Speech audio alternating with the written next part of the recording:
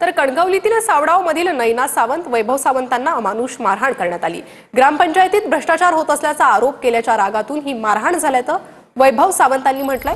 भ्रष्टाचाराबाबत प्रशासनाला तक्रार केली मात्र न्याय मिळाला नाही असा आरोप नैना सावंतांनी केलाय। तर सिंधुदुर्ग जिल्ह्याची वाटचाल बीडच्या दिशेने होते अशी प्रतिक्रिया या प्रकरणावरून वैभव नाईकांनी दिली आहे। भ्रष्टाचाराचे जे त्या आमच्या सावडाव ग्रामपंचायतीने जो भ्रष्टाचार केलेला आहे त्याचे प्रकरण सगळी माहिती अधिकारात उघडपणे सगळ्यांच्या समोर आणले।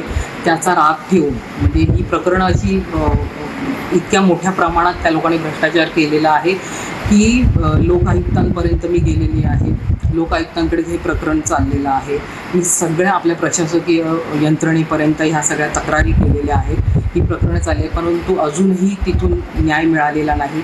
माझी पत्नी मला आणि माझ्याबरोबर इतर दोघेजण होते, त्यांना अमानुषपणे मारहाण करण्यात आलेली आहे। केवळ आणि केवळ मी माहिती अधिकारात ग्रामपंचायतचा भ्रष्टाचार हा बाहेर काढला होता आणि त्याचा राग मनात धरून गावातले उपसरपंच दत्ताराम मनोहर काटे याने त्याच्या गुंड प्रवृत्तीच्या मित्रांना 4-5 मला मारहाण करण्यात आलेली आहे आणि माझ्या मुला देखत आणि माझ्या देखत माझ्या पत्नीचा विनयभंग केलेला आहे। तिचं अंगातलं जॅकेट काढून टी-शर्टनी खेचून तिलाही बेदम मारहाण करण्यात आलेली आहे। खरं तर आता सिंधुदुर्ग जिल्ह्याचा बीडच्या पाठोपाठ नंबर लागतो की अशा शंका आता सगळ्या मनामध्ये निर्माण झालेली आहे। कारण अजूनही त्यांना पाठीशी घातलं जात आहे। त्यांचे आका कोण आहेत हे त्यांना पाठीशी घालतात की काय असा प्रश्न, असा आमचा